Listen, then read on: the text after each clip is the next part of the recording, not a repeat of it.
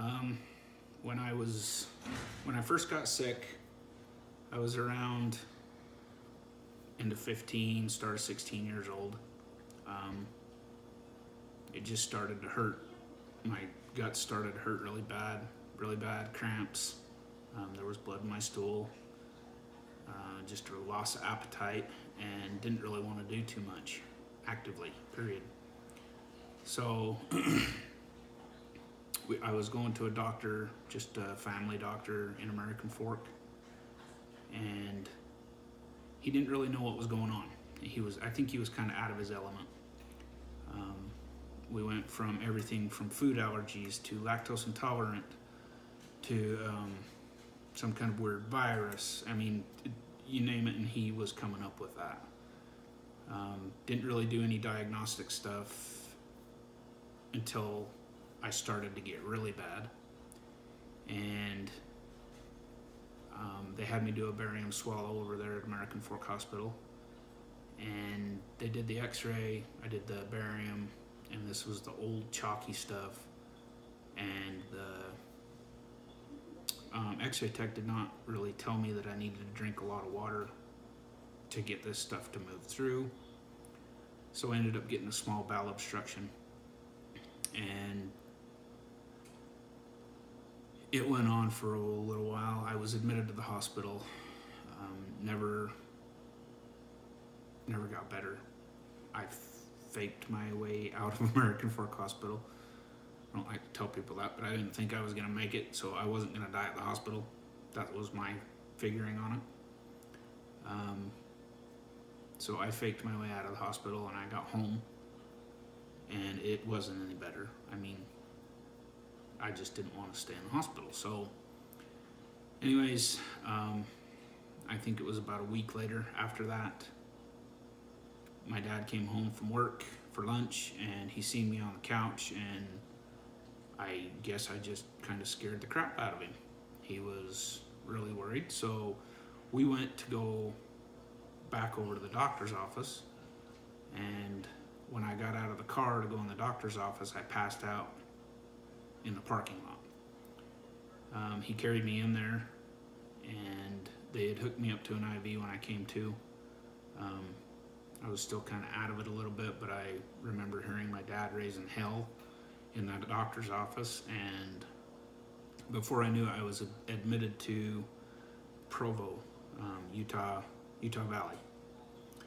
And Dr. Gregory Craner was the specialist that I went to see down there. Within a matter of a day, I was scheduled for a colonoscopy, and they had tried to give me the prep for it, and nothing was working. So they did an x-ray, and that's when they found the small bowel obstruction. And mind you, this was 2 or 3 weeks after I had that stomach x-ray, so I was on the verge of being septic and gonna die. Anyways, they found that. My options were mega doses of milk and magnesia or surgery. So they tried the milk and magnesia.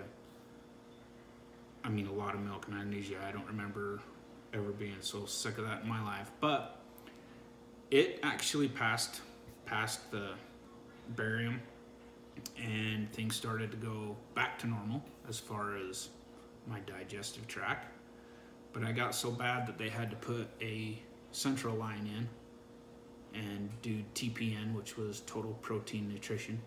So I was fed off of a bag, and that was pretty much the only thing that saved me until my gut started to come back to life, and I was actually able to start eating again.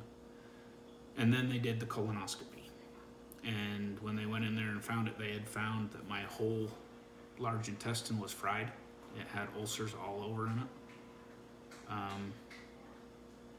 They kind of set me up on a regimen, a diet, put me on some different medications. They got it under control as far as the bleeding and the just intense pain. So after that, I got sent home. I started putting some weight back on. I started feeling better, but of course, with ulcerative colitis, you know where your bathrooms are at all times. So it was kind of hard being, 16, 17 years old, going out on dates and stuff, and it's really hard. Just like the commercials show you and everything, it's like, yeah, okay, there's the bathroom. You're always searching for them. So that part is not fake. So they had me on prednisone and a medication called Ezicol, and they had me on such high doses of prednisone that I had all of the moon face and the mood swings and all of that fun stuff that comes along with prednisone. Wasn't the funnest teenager to be around, but it started to settle down. It was fine. And I went to see another specialist at University of Utah, sorry. And his name was Merrill Dayton. And everybody raved about him, that he was the best in the business and this and that. So we went and seen him. And he gave me some options. He said, we can keep you on the medication and see if we can get it to settle down and stop having flare-ups. He said, I'd really like to get you off the prednisone. We don't like to keep people on that for very long. He said, in fact, if you go more than 2 years, there's serious side effects. I mean, your major organs can start shutting down, all that kind of stuff. Anyway, so we did it with the medication for a while, and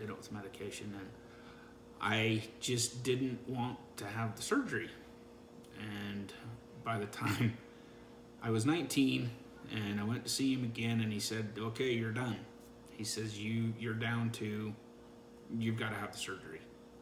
Either that or we take you off of the prednisone and we see what happens with just the Ezicol. And so I thought about it long and hard, and then just decided that if I was going to do it, I had to do it. So they scheduled me. I was in the hospital for 3 weeks the first time. It was an 18-hour surgery. I have a scar from my sternum to just above my pubic bone. And that's the way they did it back then. And it's a teaching hospital also. I think that had a lot to do with it. Teaching all the students as they're going through it and going along. But when I woke up, I had an ostomy with a bag, and I had that for 3 months. There's only a certain few of my enemies that I would wish that upon. It's not a fun thing. Took a lot to get used to. Didn't really leave the house in those 3 months. I went back in for my follow-up. They hooked me all back up. I was in there for 2 weeks. And it was really weird when it started to come back online, my guts, because I passed some stuff that we don't really want to talk about. But anyways, I passed out in the shower, and all I remember was reaching for that red cord, and I guess I got it on the way down, because I woke up and I was in bed, and I remember looking in the shower, and there was just blood and stuff and everything everywhere. And I thought that I had ruined my surgery. I thought I tore apart everything that they did and all that, and the doctor had come in and explained it to me. He's like, no, your guts are starting to come back to life. That's the old blood that was left in your system from when we did the first surgery, because there was nothing working down there. He said you were sewed shut pretty much down on the bottom end. And so when we did it, we reconnected your anus and reconnected your guts, and everything came back to life at the same time. He said, I think it was just a little too much for you to handle at the point. He said, but everything that happened in the shower was meant to happen. And was shortly after that my guts started to come back to life, and they slowly started me onto Jello and just a liquid diet, broths, soups. Worked my way up to oatmeal, and by that time, when my friends were coming to visit me and stuff, and he snuck me down for a cheeseburger. So I kind of cheated a little bit, but it was the best thing that I had ever eaten in my life because I was NPO. No eating. I was sitting there watching Del Taco commercials and Taco Bell and Carl's Jr. It just was not fun. So anyways, I ended up at the cafeteria and I had a cheeseburger.